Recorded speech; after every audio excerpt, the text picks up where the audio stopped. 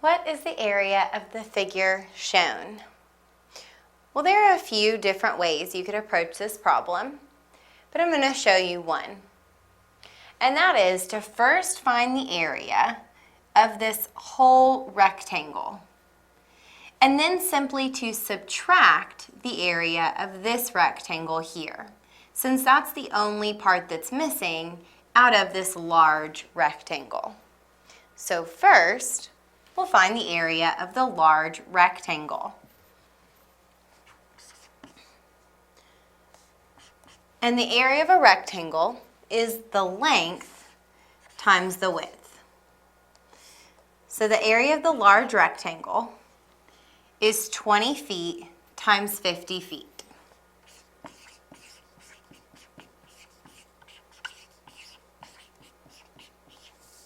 So the area is 2 times 5 is 10, 0, 0.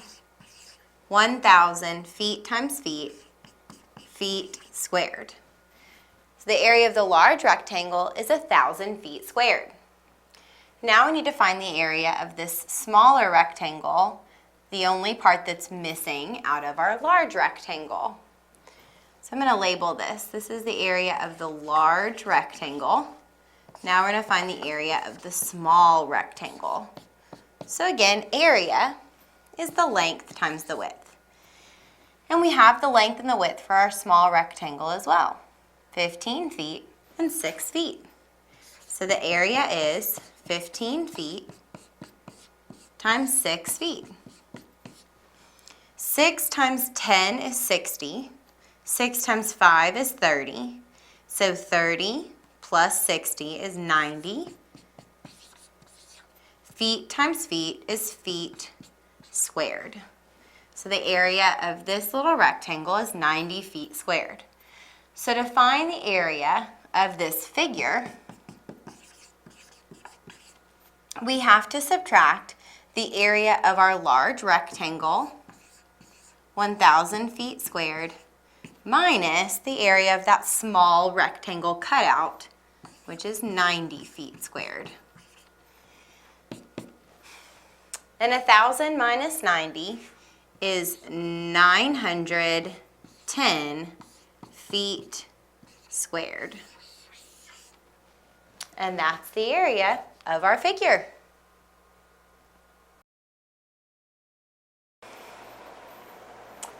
The diagram shows the outline of a racetrack for skaters, which consists of 2 long straight sections and 2 semicircular turns.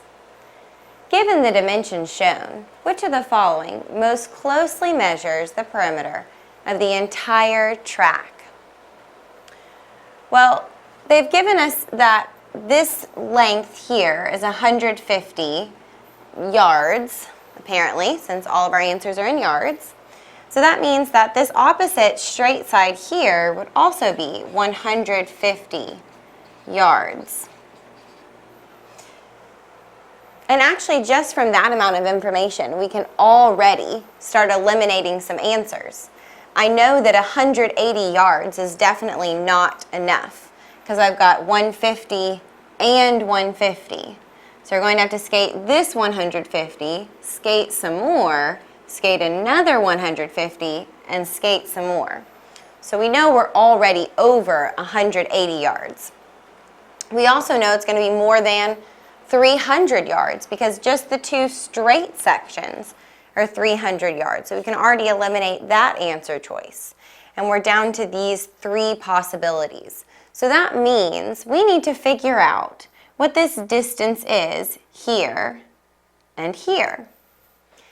They told us that these were semicircular turns. That means that semi means half of a circle. So if you take these 2 halves of a circle and you put them together, you get 1 whole circle.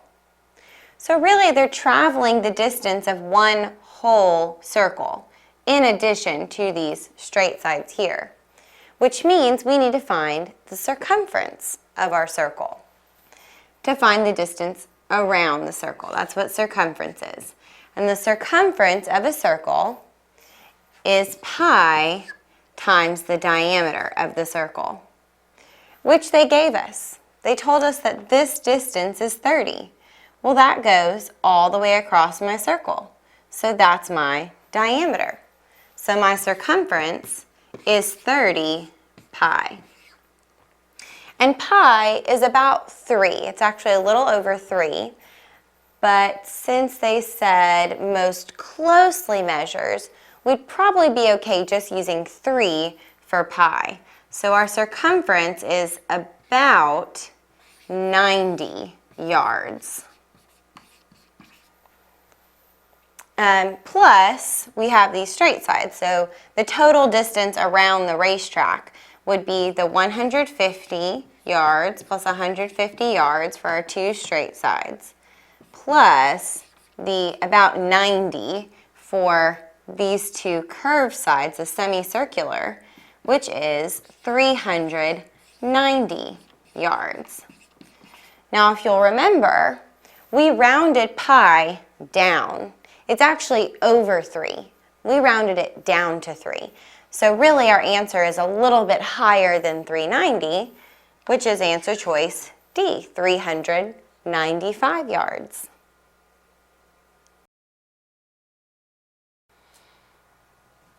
David bought 200 shares of Oracle stock yesterday and sold it today. His profit was $22. At what price did he buy the stock yesterday? We have this table of information to use. So we're only focusing on Oracle stock, which presently is being sold for $19.11 per share. It tells us that he bought 200 shares and made a profit of $22. So the first thing we want to do is find out his profit per share, which means we need to divide his profit by his number of shares. 200 does not go into 22, so I have to add a decimal and a 0. Now 200 will divide into 220. 200 goes into 220 one time, and 200 times 1 is 200. We subtract and we get 20. So we add another 0 and bring it down. 200 goes into 200 one time. 200 times 1 is 200. We subtract and we get 0. Now we know that he made 11 cents per share. If today's price per share is $19.11, then we have to subtract his profit to find out how much he bought them for the day before. So $19.11 minus 11 cents would just be $19. Answer B.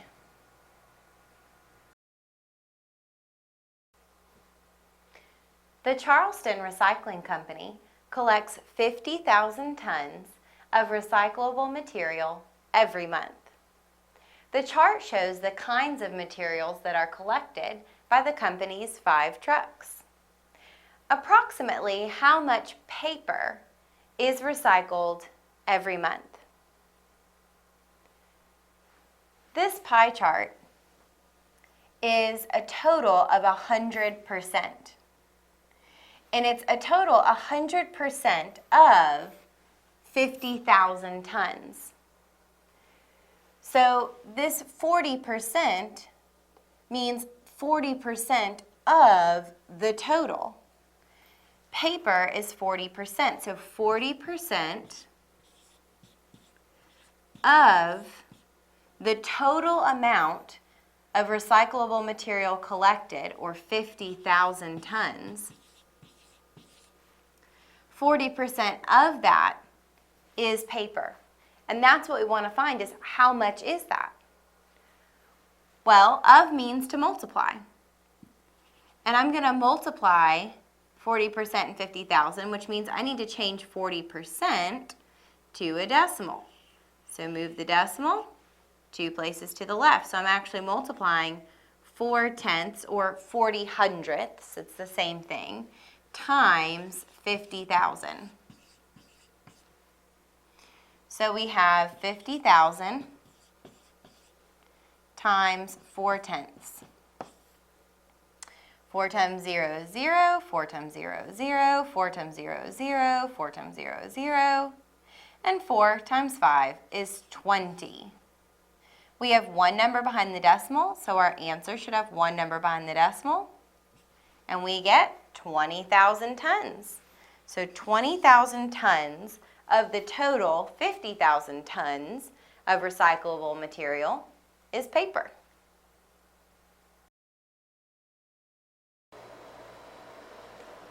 Jesse invests $7,000 in a certificate of deposit that pays interest at the rate of 7.5% annually. How much interest in dollars does Jesse gain from this investment during the first year that he holds the certificate? This is a great problem to use this formula on. And some people call it I-PERT, just as a way to remember it. The I stands for the interest, the amount of interest in dollars, like what we're trying to find. P stands for principal, or the amount that's being invested initially. That would be our $7,000. The R is the rate, or the percentage, but written as a decimal. So we're going to take 7.5% and write it as a decimal. And that'll be our rate. And then T stands for time. So you may want to make a note of that. This I is the interest. P is the principal. R is the rate as a decimal. And the T is the time. So we're going to take our information from our problem and plug it in. So our amount of interest is equal to the principal, $7,000, times the rate as a decimal again. So we're taking 7.5% and changing it to a decimal, which means taking the decimal and moving it 2 places to the left. So we add that 0, so it's 75 thousandths, and then times the year, or the time, and we're just trying to find out about the first year, so that means it's been in there for 1 year, and then we just need to multiply those things together. So 1 times anything is just that, so I can really kind of ignore that. So I just need to multiply these 2 numbers together.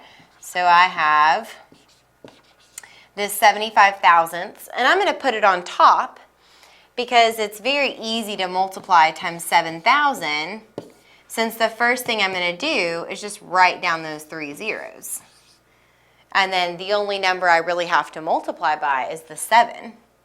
So 7 times 5 is 35. Write the 5, carry the 3. 7 times 7 is 49.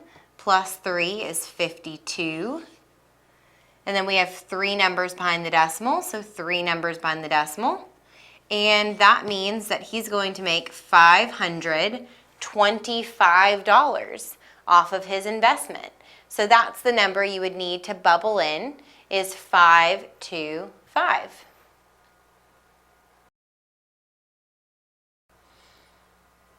An airplane leaves Atlanta at 2 p.m. and flies north at 250 miles per hour. A second airplane leaves Atlanta 30 minutes later and flies north at 280 miles per hour. At what time will the second airplane overtake the first? Well, this is a DIRT problem, or distance equals rate times time. You see, we've got time, 30 minutes later, we've got rate, 280 miles per hour, 250 miles per hour. We've got distance here because both these planes are flying a distance, and that's how their rate and time are related. So we need to use this formula to help us organize our data. So first let's find the distance for the first airplane. The rate of the first airplane is 250 miles per hour. So 250 times, and then all we know is what time the first airplane left. We don't know how long that airplane flew. So we've got to use T for time there. Now the distance for the second airplane, the rate is 280 miles per hour. And we do know a little bit about the time that the second airplane flew. If you'll notice, the second airplane is going faster than the first one. So if they left from the same place and they go in the same direction, they're both going north, then the second airplane is eventually going to catch up with the first and actually pass the first. And that's what we're trying to figure out, is at what time will the second airplane catch up to or overtake the first. So the second airplane won't have been flying as long as the first airplane when it catches up. It's going faster, and it left 30 minutes later. So however long this first airplane has been flying, the second one will have been flying that time minus 30 minutes, since it left 30 minutes later. Now if you think about this, you've got two planes leaving from Atlanta. They're both flying north.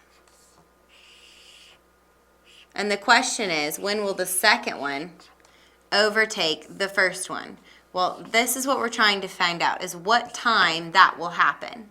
Well, at that time, both of these airplanes will have flown the exact same distance. We don't know what that distance is, but we know that it's the same. So we can take these two distances and we can set them equal.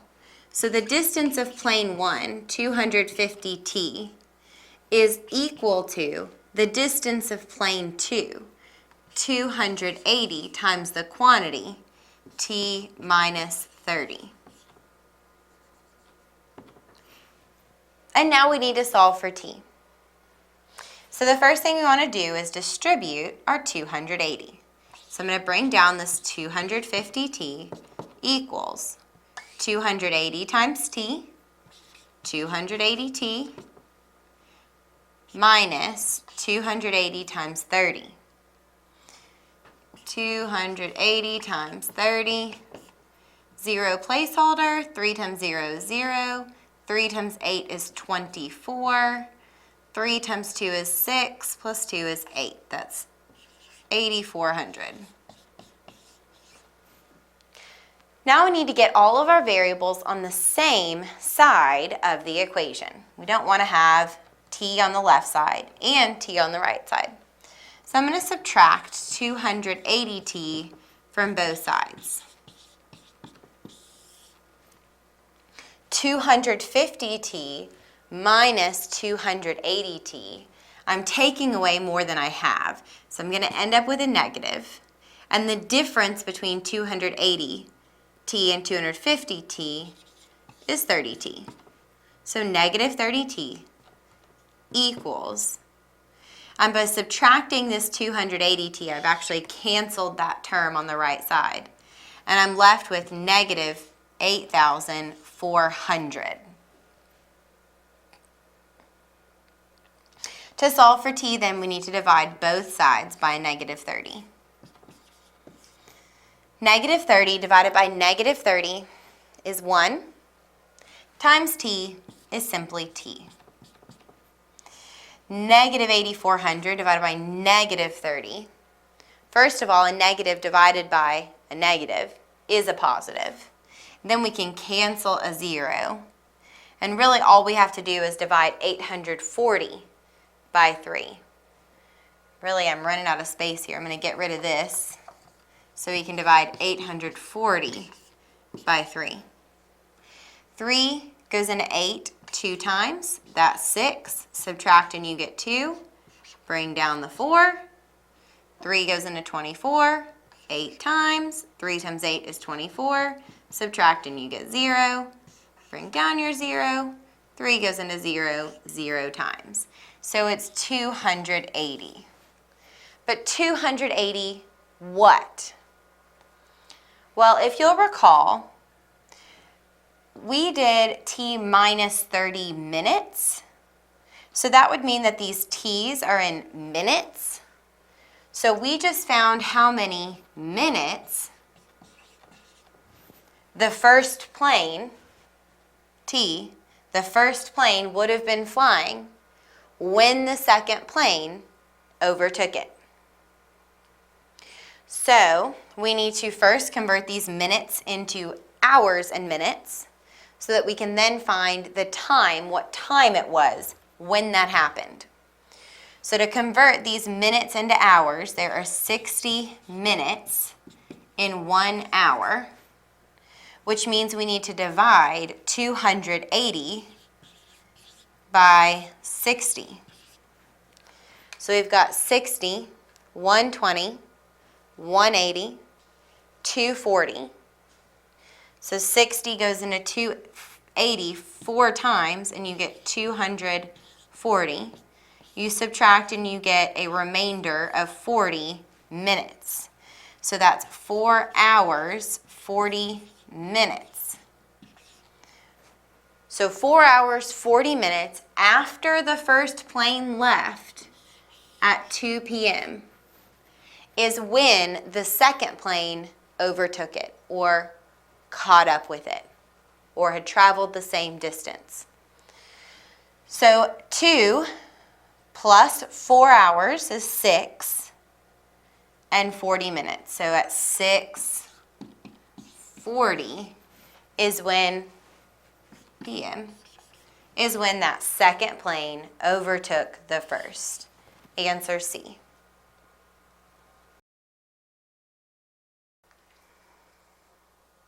There are 64 squares on a checkerboard.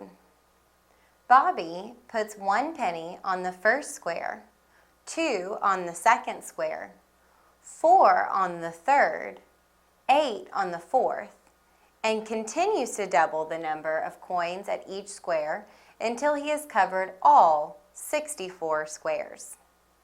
How many coins must he place upon the last square? The first thing I want to do is take this information out and organize it. So I've got 2 pieces of information here. I've got these number of squares and also how many coins are on the squares. So I'm going to organize it as squares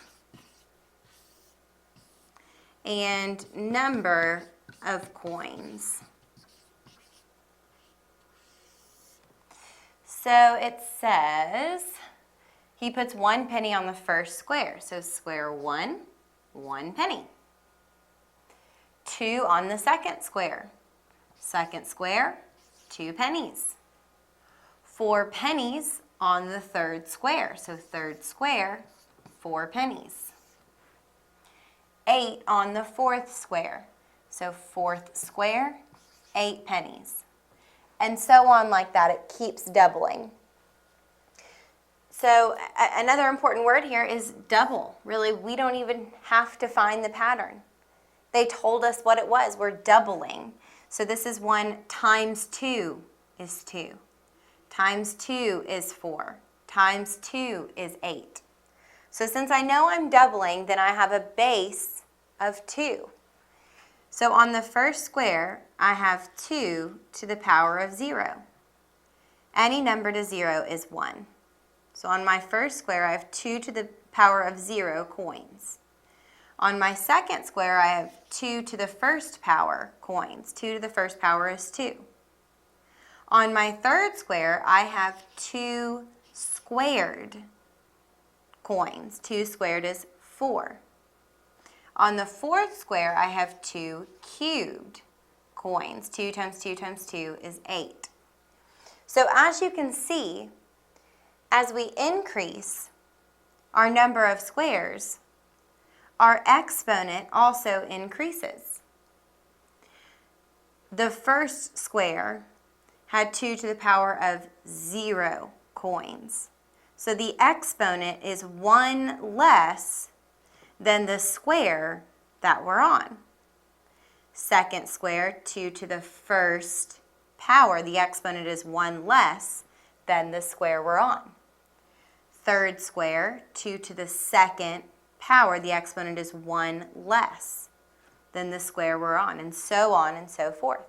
So then how many pennies will be on the 64th square? Well, we know that we're going to have a base of 2, and our exponent is going to be 1 less than the square we're on. So we'd have 2 to the 63rd power number of coins on our 64th square, which is answer C.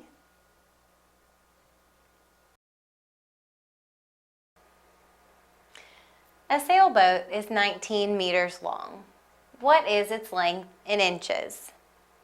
There are many ways to approach this problem and solve it. The first thing I'm going to do is convert my meters into centimeters, because then it's a quick conversion into inches from there. So I know that 1 meter is equal to 100 centimeters. And we can use a proportion to solve. We can take this conversion factor and use it as a ratio. So 1 meter is 100 centimeters, which equals 19 meters is how many centimeters? And then to solve the proportion, we cross multiply. 1 times x is x, and 100 times 19 is 1900. So it's 1900 centimeters. Now I can use another proportion to solve for, or to find inches. I know that 2 54 centimeters is 1 inch. And I have 1900 centimeters. And I need to know how many inches that is. And again, to solve a proportion, we cross multiply. So 2 54 centimeters times x, 2 54 x, is equal to 1 times 1900, which is 1900. And I forgot to put my little line up here, so I'll do that. And now we need to solve for x, which means dividing both sides by 2 54 2 54 divided by 2 54 is 1, times x is x, and that equals 1900 divided by 2 54 So we need to do some division.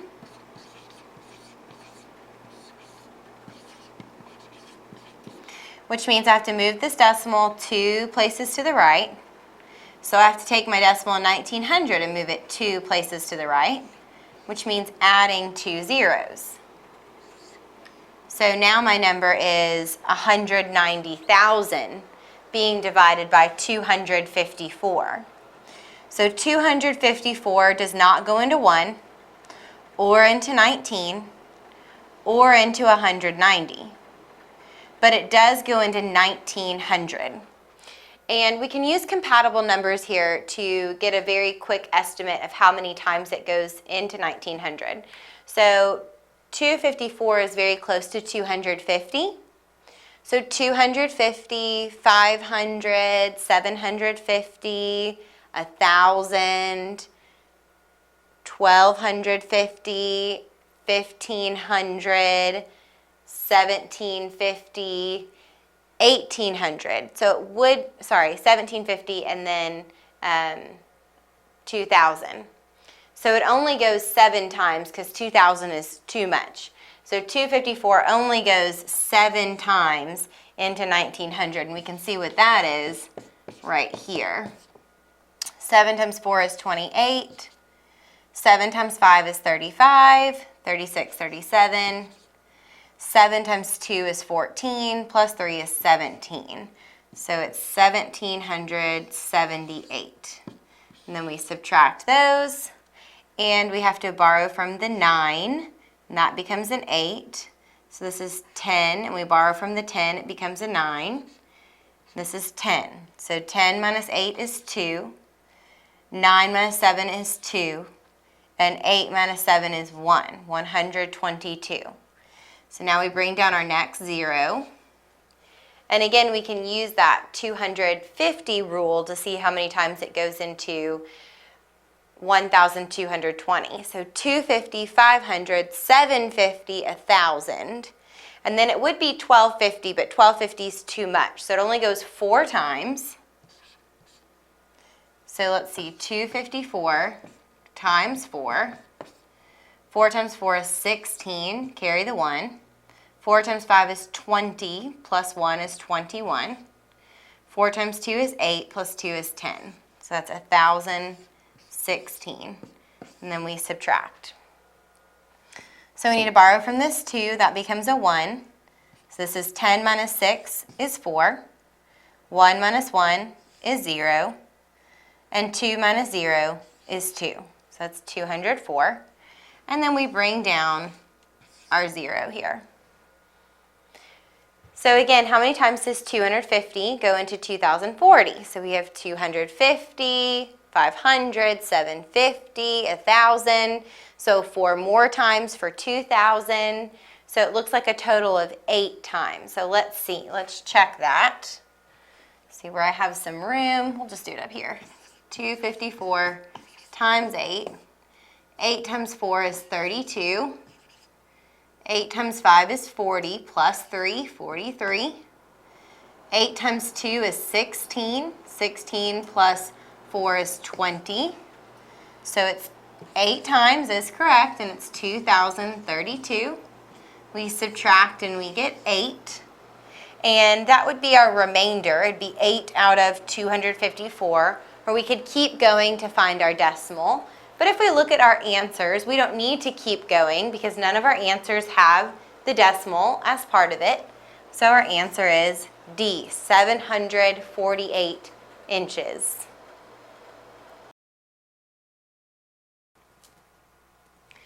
The figure shows an irregular quadrilateral and the lengths of its individual sides. Which of the following equations best represents the perimeter of the quadrilateral? The perimeter is the distance around a figure. To find the perimeter of any shape, you can simply add all of the sides. So the perimeter is m plus 3 plus m plus 2 plus m plus 2m. And now we just need to combine like terms. So the perimeter is m plus m plus m plus 2m. So that's 1, 2, 3 m's plus 2 m's is a total of 5 m's. Plus 3 plus 2 is 5. So the perimeter is 5m plus 5. Answer D.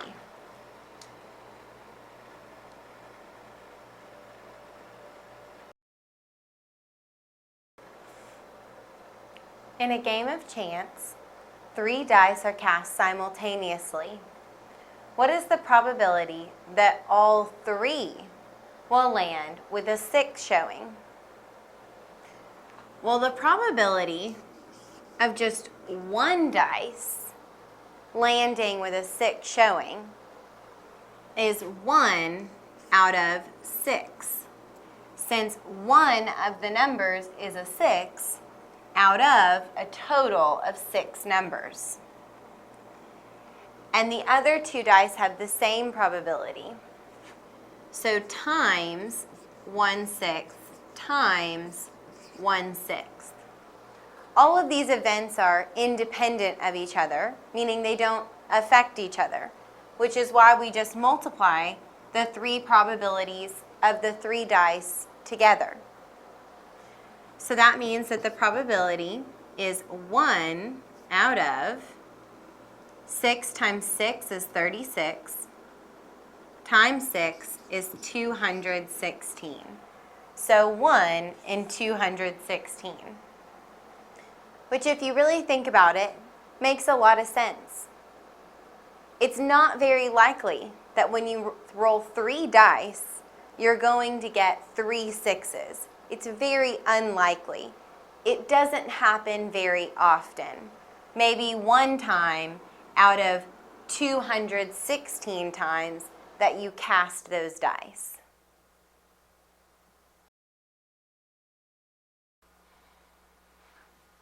Kyle bats third in the batting order for the Badgers baseball team. The table shows the number of hits that Kyle had in each of 7 consecutive games played during 1 week in July. What is the mean of the numbers in the distribution shown in the table? Well, the mean of a set of numbers is the average.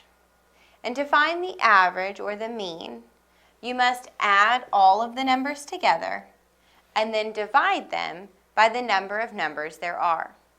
So first we'll add all the numbers together. 1 plus 2 plus 3 plus 1 plus 1 plus 4 plus 2. Then we divide by the number of numbers there are, which is 1, 2, 3, 4, 5, 6, 7. So we divide by 7. And again, this is how we find the mean.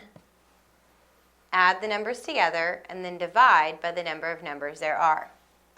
So that is 1 plus 2 is 3, 3 plus 3 is 6, plus 1 is 7, plus 1 is 8, plus 4 is 12, plus 2 is 14. So 14 divided by 7. And 14 divided by 7 is 2. Therefore, the mean or the average of these numbers is 2.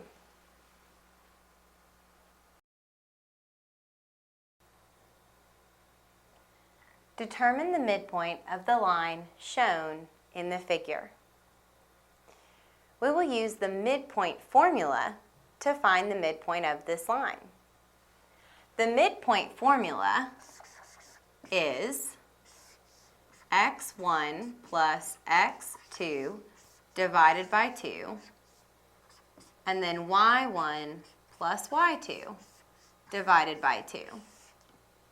So what you're doing is you're adding your 2 x coordinates together from the 2 endpoints and dividing that sum by 2, basically finding the average of the x values, which would be the middle of the x values, and then doing the same with your y coordinates of your 2 endpoints. You'll add those together and then divide that sum by 2. Again, finding the average of those y coordinates or the middle of the y coordinates. So when you find the middle x coordinate and the middle y coordinate, you'll then have the coordinates of the midpoint. But first we need to know the coordinates of our endpoints. So this endpoint is at negative 1, 2, 3, 4, positive 1, 2, 3, 4. So these coordinates are negative 4, 4 for this endpoint. And this endpoint is at 1, 2, 3, 4, 5, 6, negative 2. These are my x1, y1, x2, y2 coordinates. And it doesn't matter which one you label as your x1, y1, as long as you label them consistently. For instance, this could not be my x2, y1. Since this is my x2 coordinate, that means this is my y2 coordinate. Those subscripts, the 1s and the 2s, all that means is this is the first point, this is the second point. But it really doesn't matter which point is your first and which point is your second. So I just usually label them from left to right. And now all we need to do is substitute and solve. So the midpoint is x1 plus x2, so -4 plus 6 divided by 2. And then y1 plus y2, 4 plus -2 divided by 2. Now we need to simplify by adding. -4 plus 6 is 2 divided by 2. 4 plus -2 is 2 divided by 2. And finally we divide. 2 divided by 2 is 1. 2 divided by 2 is 1.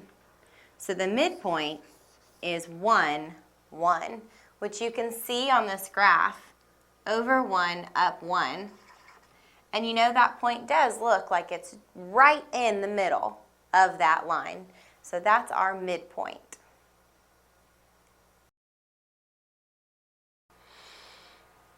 Francine can ride 16 miles on her bicycle in 45 minutes.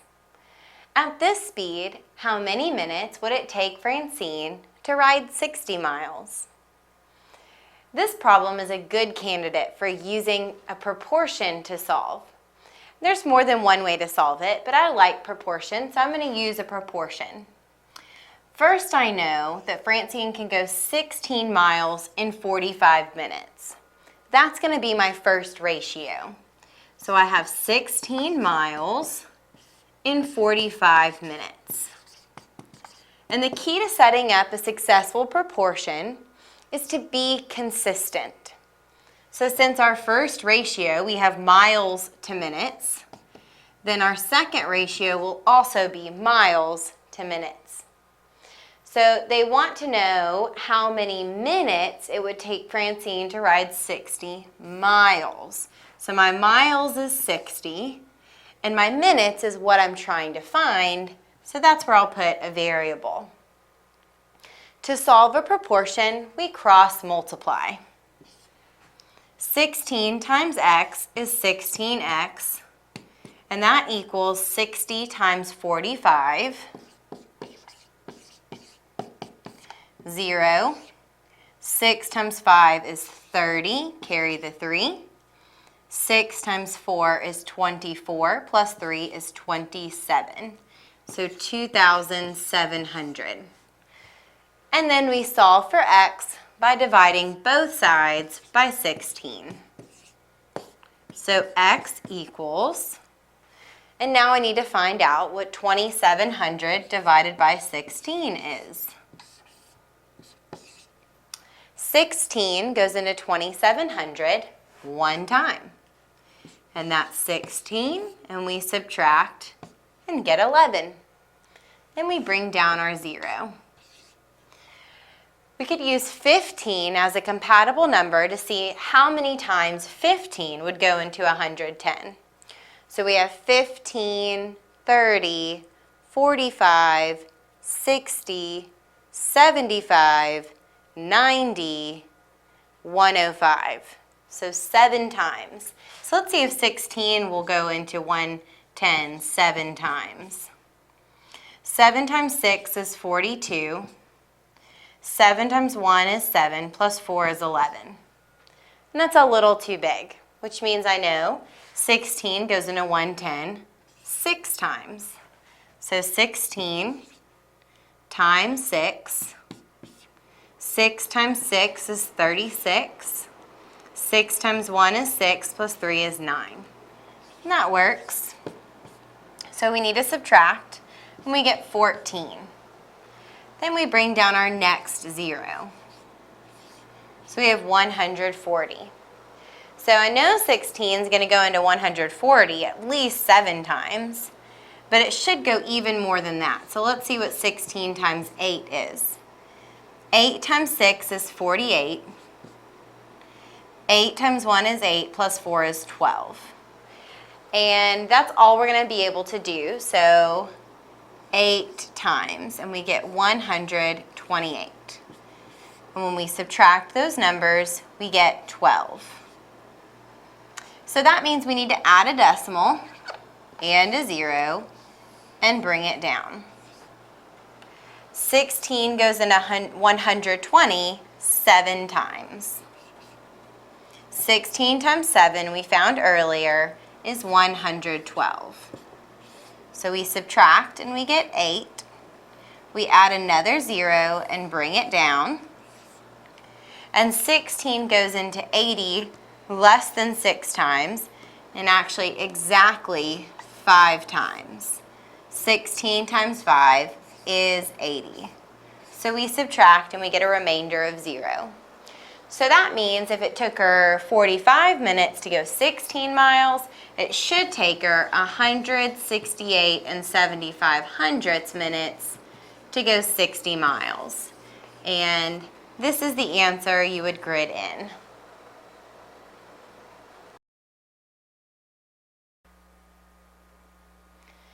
If x plus y is greater than 0, when x is greater than y, which of the following cannot be true?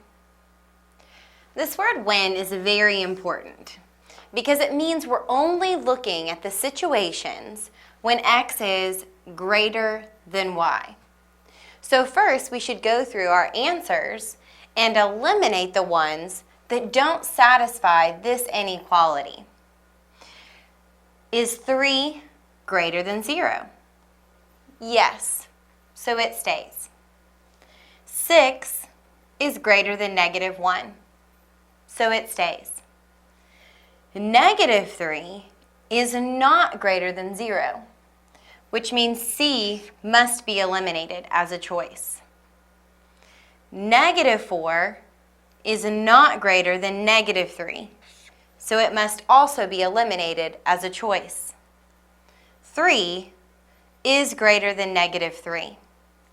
So the 3 answers left are the only ones that satisfy this inequality.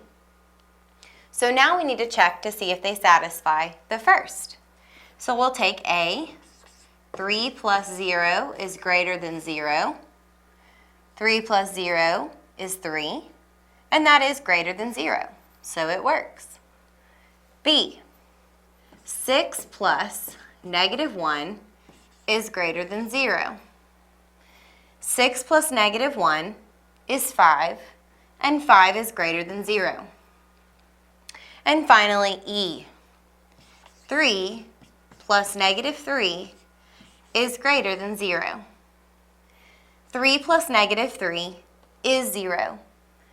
But 0 is not greater than 0. 0 is simply equal to 0. So this one is not true. So we found our answer, E.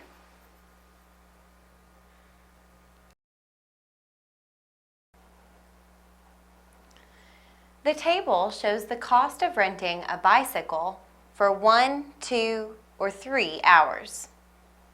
Which of the following equations best represents the data if C represents the cost and H represents the time of rental? Since this is a multiple choice question, you could always substitute these values or substitute these values for hours into your equation and see if you get the cost. For instance, you could replace H with 1, and you have $3.60 or $3.60 times 1, which is $3.60, which is the cost for 1 hour. And then do the same with 2 and with 3.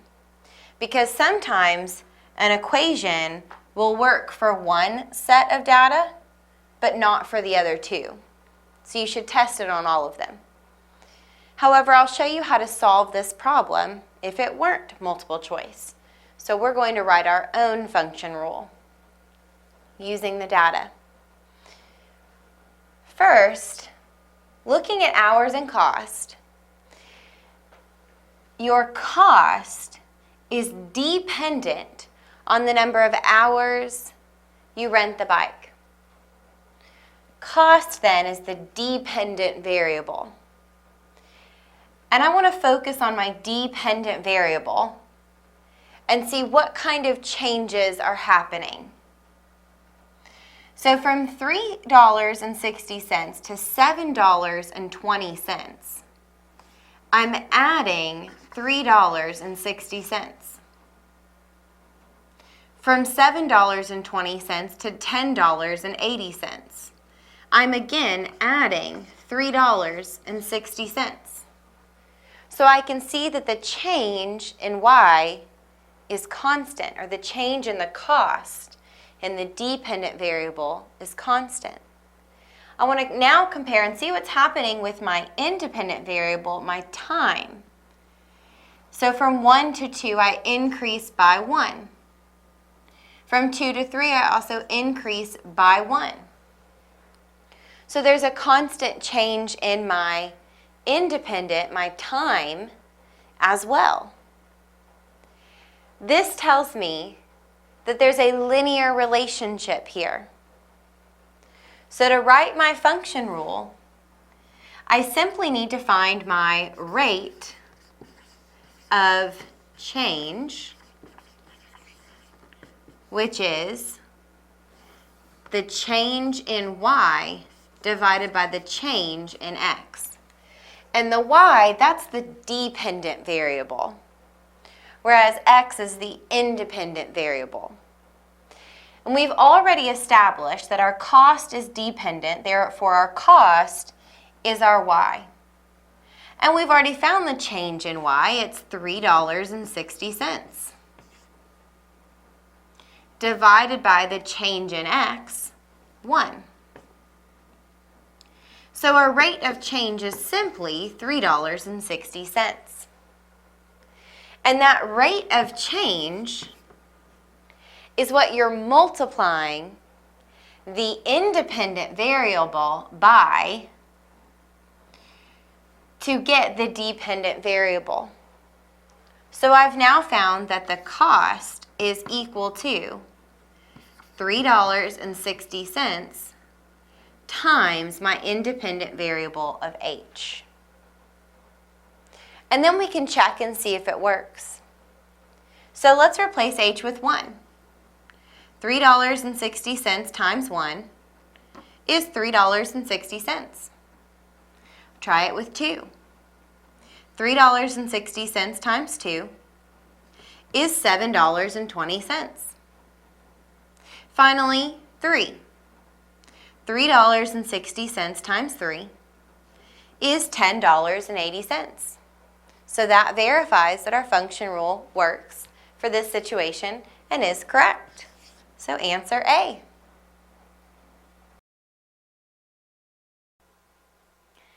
Dorothy is half her sister's age. She will be 3/4 of her sister's age in 20 years. How many years old is she? We have two unknowns here. We don't know Dorothy's age, and we don't know her sister's age. So I'm going to make up two variables for those. I'm going to use D for Dorothy's current age. And I'll use S for the sister's current age. And I say current because they're talking about their ages now and then also their ages in 20 years. But what we want to know is how many years old she is now. So we're going to deal with their current ages. So first we have that Dorothy is, and is in math means equals. It's one of my favorite words. I love the equal sign. So Dorothy equals half her sister's age. So half S. So it's kind of like translating. You're translating from words into mathematical equations. The next sentence says she will be, so Dorothy, will be 3/4 of her sister's age in 20 years. So Dorothy in 20 years will be 3/4 of her sister's age in 20 years. Remember that D and S were Dorothy and her sister's current ages. So when they talk about in 20 years, that means we have to add 20 to their current age. So Dorothy's age in 20 years, so plus 20, will be, or equals, 3/4 of her sister's age, also in 20 years. So we want to solve for Dorothy's age, obviously, and we can do this in lots of different ways. But the first thing I notice is that since I know that D is 1/2 S, I can replace D in this equation with 1/2 S, and that's called substitution. So that's the method I'm going to use. I'm going to replace D with 1/2 S plus 20 equals 3/4 times the quantity S plus 20. Well, from here we have lots of options for solving. And the first thing I think about is, really I just want to get rid of this fraction, this 3/4. So I think I'll start by distributing the 3/4 to what's inside my parentheses. So I have 1/2 S plus 20 is equal to 3/4 S plus, and then with the 3/4 and the 20, I can put 20 over 1, and I can simplify multiplying these numbers by cross-canceling 4 and 20. I'm simply multiplying two fractions together, so I can use this shortcut. I'm going to divide both 4 and 20 by 4. 4 divided by 4 is 1, and 20 divided by 4 is 5. So 3 times 5 is 15. 3/4 of 20 is 15. That makes sense. Okay, so we need to get all of our variables on the same side. So to do that, I'm going to subtract 1/2 S from both sides. 1/2 S minus 1/2 S is 0. I'm going to bring down 20, and that equals. Now, to subtract fractions, I have to have common denominators. So 1/2 is also 2/4. So I'm going to change 1/2 to 2/4 so that I can subtract these. And then when I subtract, you just subtract the numerators. 3 minus 2 is 1, and your denominators stay the same, 1/4 S, plus 15. Next, I need to subtract 15 from both sides. 20 minus 15 is 5, and 5 is 1/4 of the sister's age.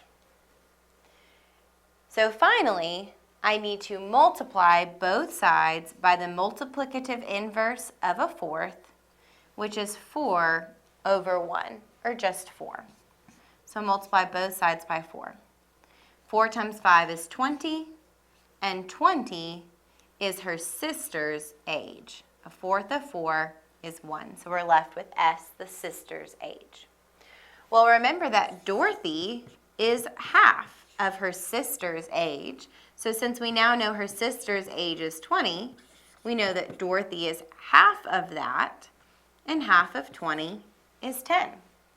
So that means Dorothy is 10 years old. You could have solved this also by just kind of playing with the numbers, playing with the answers, and seeing which ones would work with the information you were given. But I always love to solve a good algebra problem.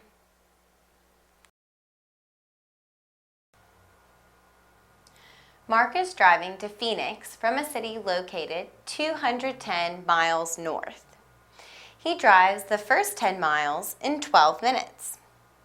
If he continues at the same rate, how long will it take him to reach his destination? We can use a proportion to solve this problem.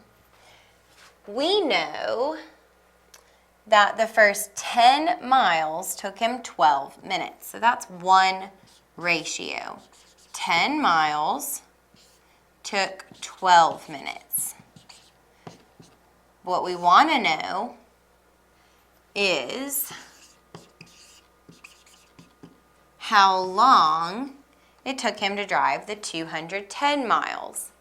And since it's at the same rate, he continues in the same rate, we can use this proportion to solve and find how long it's going to take him in minutes. Miles to minutes, miles to minutes. And to solve a proportion, we cross multiply. So 10 times x is 10x equals 12 times 210. So I'm going to multiply that right over here. 2 times 0 is 0. 2 times 1 is 2. 2 times 2 is 4. 0 placeholder. 1 times 0 is 0. 1 times 1 is 1. 1 times 2 is 2. And we add these together. 0, 2, 5, 2. So 2,520. And then to solve for x, we need to divide both sides by 10. So x equals, you can just cancel a 0 here, 252. 252 what? Well, 252 minutes. But as you can see, our answers aren't in minutes.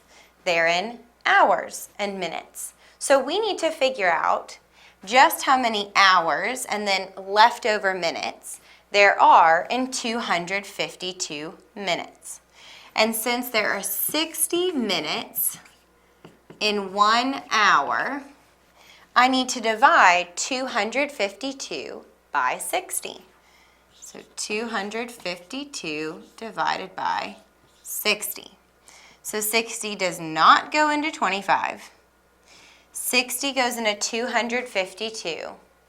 60, 120, 180, 240. So 4 times, because 4 times 6 is 24, and 4 times 60 is 240.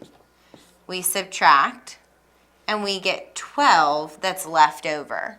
So that means 252 minutes is 4 hours and 12 minutes left over. So that is answer choice B, 4 hours and 12 minutes.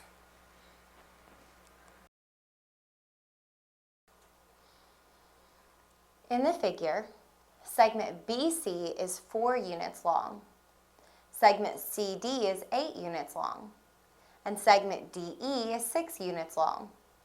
What is the length of segment AC?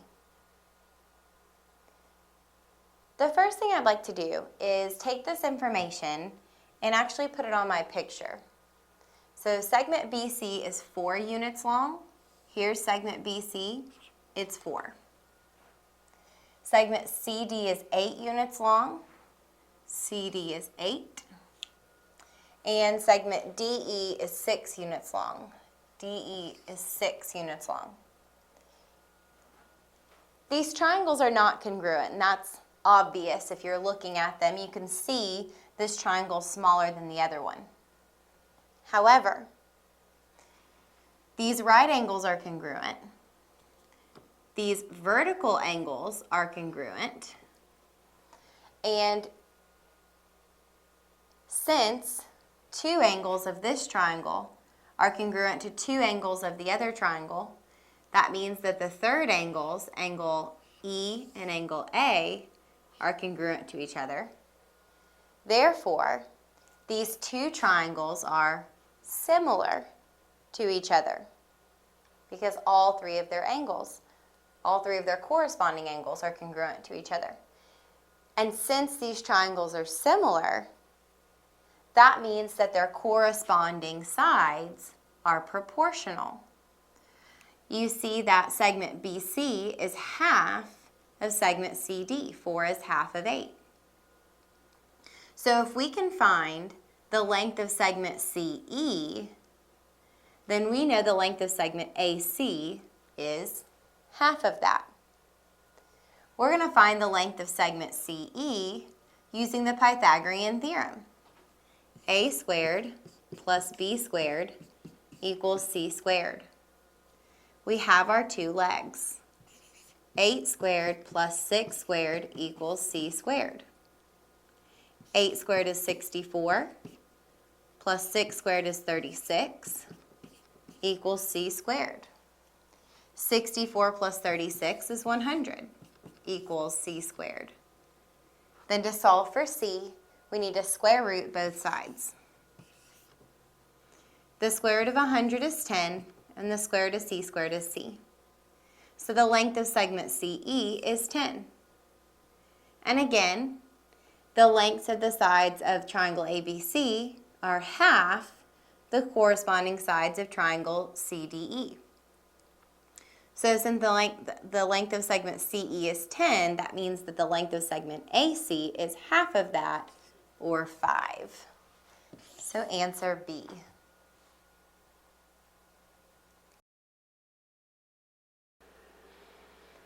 Which of the following expressions represents the ratio of the area of a circle to its circumference?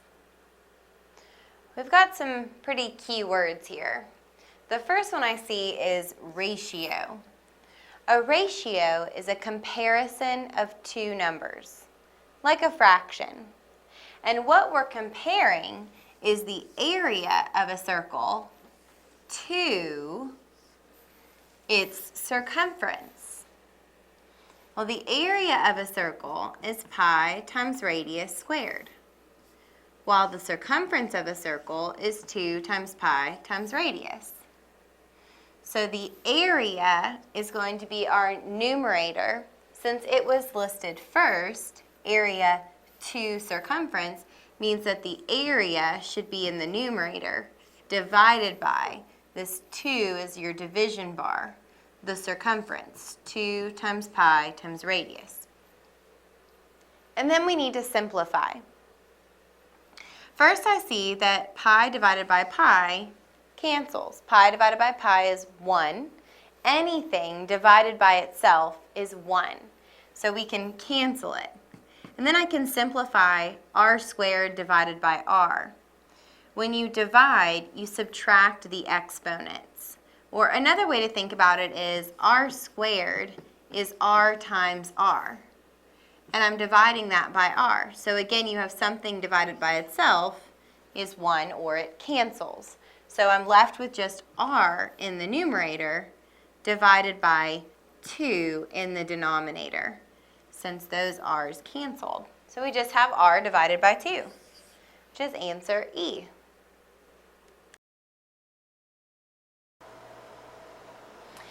In an election in Kimball County, candidate A obtained 36,800 votes.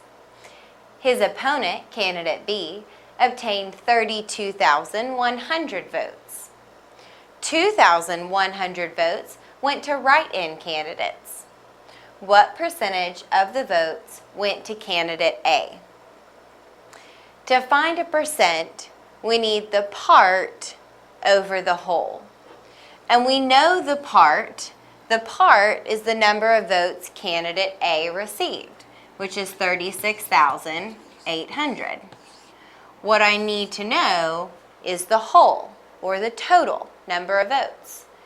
To find the total number of votes, we need to add up 36,800, 32,100, and 2,100, so that we can find the total. So we're adding, those are 0, and again we get 0. Then we have 8, 9, 10, so that's a 0, carry the 1. We have 6, 7, 8, 9, 10, 11, carry the 1. And we have 3, 6, 7. So that means there were a total of 71,000 votes. Now to find our percent, we need to divide. That'll give us our decimal, which will then change into a percent. But before I divide, I'm going to first simplify this fraction by canceling 2 zeros. And now my division will be a lot easier. So we need to divide 368 by 710.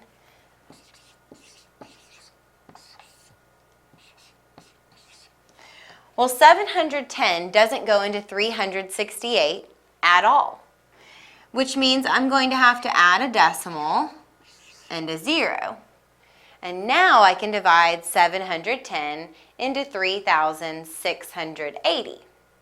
So I can use compatible numbers here, and 710 is very close to 700. 700 times 5 would be 3,500. So I'm thinking 710 is going to go about 5 times into 3,680.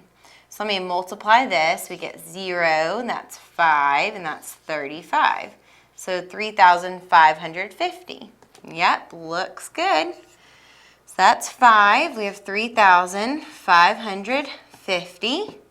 Now we need to subtract, and that's 0, 3, 1, so 130.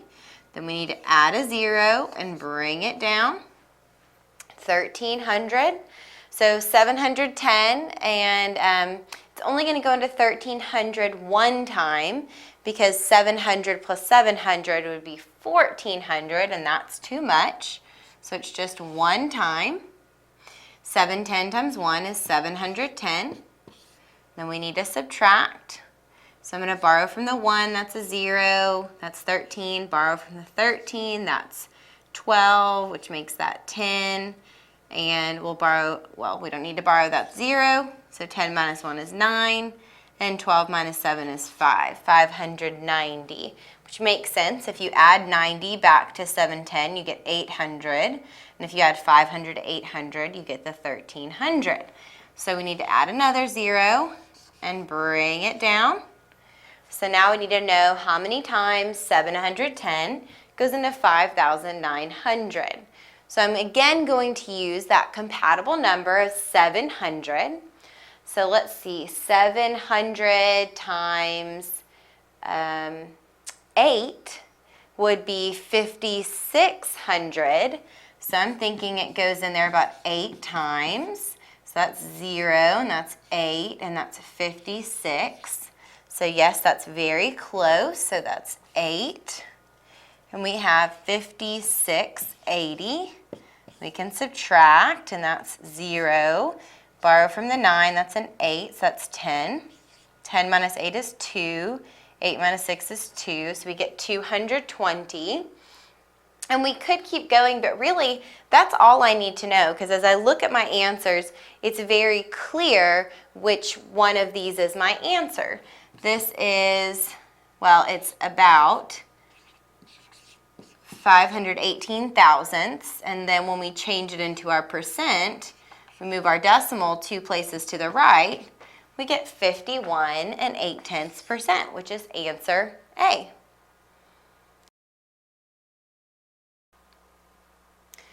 Which of the following is a solution to the inequality 4x minus 12 is less than 4? First, we should solve for x in this inequality. So we're going to add 12 to both sides, bring down our 4x, minus 12 plus 12 is 0, so that cancels. Bring down our less than sign, and 4 plus 12 is 16. Then we need to divide both sides by 4. 4 divided by 4 is 1, times x is x, is less than 16 divided by 4 is 4. Keep in mind when solving inequalities that if you multiply or divide both sides by a negative number, you must flip the inequality symbol.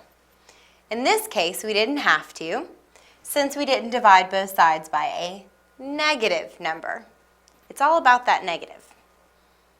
So now we can apply these answer choices. We want to find which one of these numbers is less than 4. Is 7 less than 4? No. Is 6 less than 4? No. Is 5 less than 4? No. What about 4? Is 4 less than 4? No. If this were a less than or equal to sign, if it said x is less than or equal to 4, then yes, 4 would be a solution because 4 is equal to 4. And it only has to be one, either less than or equal to. But in this case, it's not a less than or equal to sign. It's simply a less than sign, meaning that this number must be smaller than 4. So our answer is E. 3 is less than 4, where 3 is a smaller number than 4.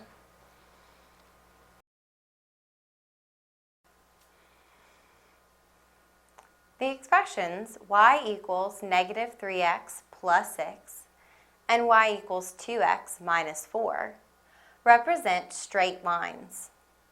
Compute the coordinates of the point at which they intersect.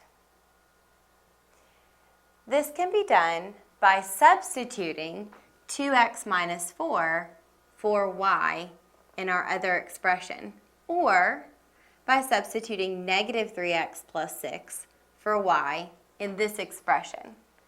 Either way, the result is 2x minus 4 equals negative 3x plus 6.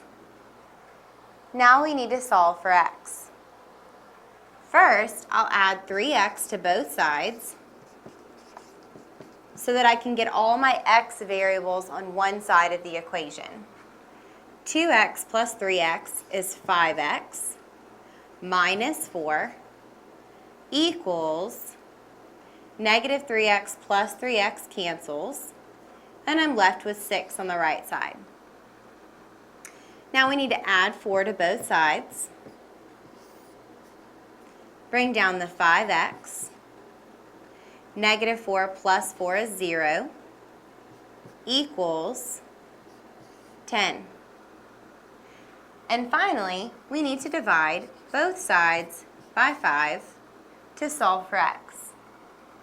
5 divided by 5 is 1, times x is x, and that equals 10 divided by 5, which is 2. We're halfway there now. We've found what x is. To find y, we need to substitute 2 for x in either one of these expressions. And I'm going to use the second one. Since x is 2, we need to replace x with 2 to find y. So y equals 2 times 2 minus 4. Y equals 2 times 2 is 4 minus 4. So y equals 0. Our ordered pair is 2, 0.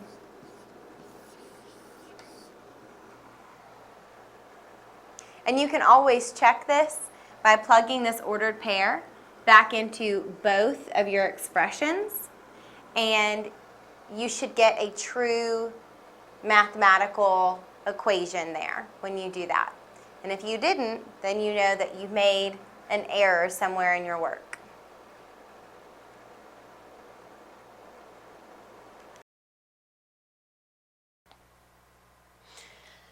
A motorcycle manufacturer offers 3 different models, each available in 6 different colors. How many different combinations of model and color are available? There are a couple of different ways we could figure out this problem. First, I'm going to show you a visual representation. So if we say our models are A, B, and C. These are the 3 different models of cars you can get. And then for colors, we use the numbers 1 through 6, since there are 6 colors. then you could get Model A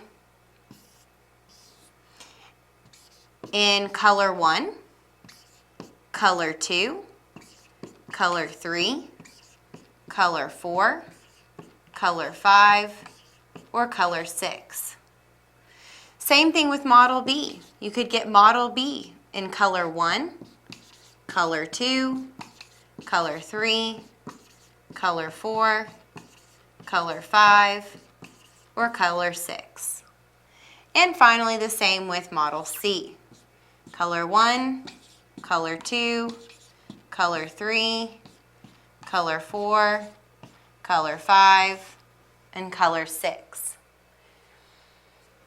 And if we count up all of these different combinations, we have 6 for Model A, 6 for Model B, and 6 for Model C, or 6 times 3, which is 18.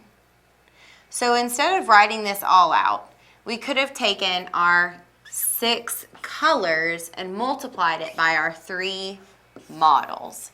3 times 6 is 18, so there are 18 different model and color combinations.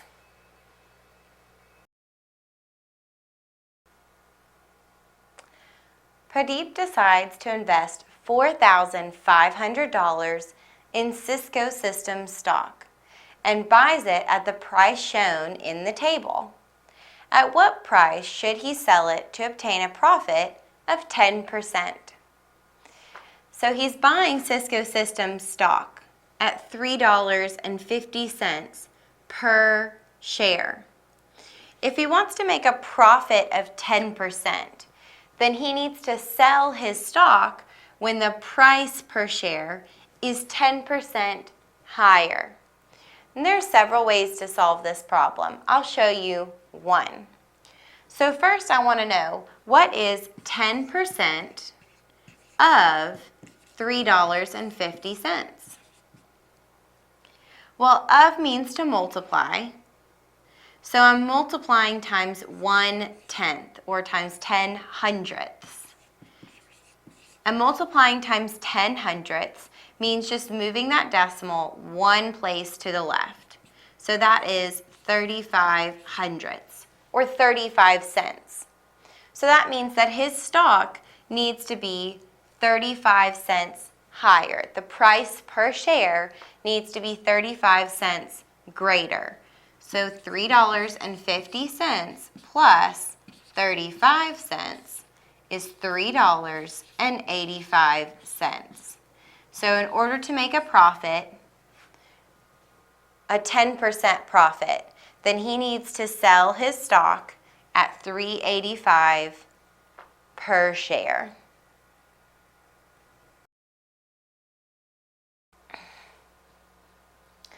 Lauren had $80 in her savings account. When she received her paycheck, she made a deposit, which brought the balance up to $120. By what percentage did the total amount in her account increase as a result of this deposit? This is a percent increase problem, and there's a formula for that. The formula to find a percent of change is to find the amount of change, divide that by the original amount, and then multiply that amount by 100. And the reason you multiply by 100 is because when you divide, you'll get a decimal answer, and to change a decimal to a percent, you multiply by 100. Or simply move the decimal 2 places to the right. So first we need to find our amount of change.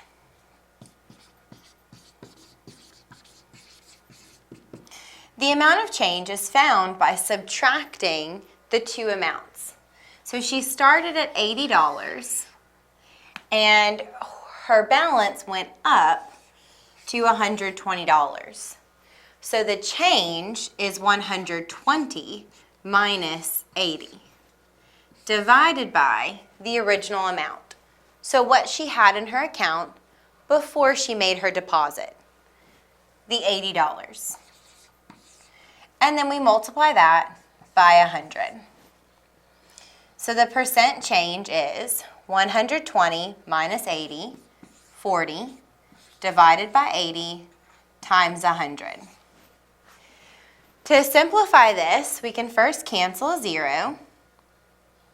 So we have 4/8 times 100. And 4/8 can be simplified to 1/2, or since we want to change it to a percent, 5/10, which again is equivalent to 4/8 or 1/2. So we multiply that times 100. This is our decimal, but we want a percent. So multiplying by 100 simply moves your decimal 2 places to the right. And we have to fill this empty seat with a 0. So it's 50%. Was a 50% increase. Answer A.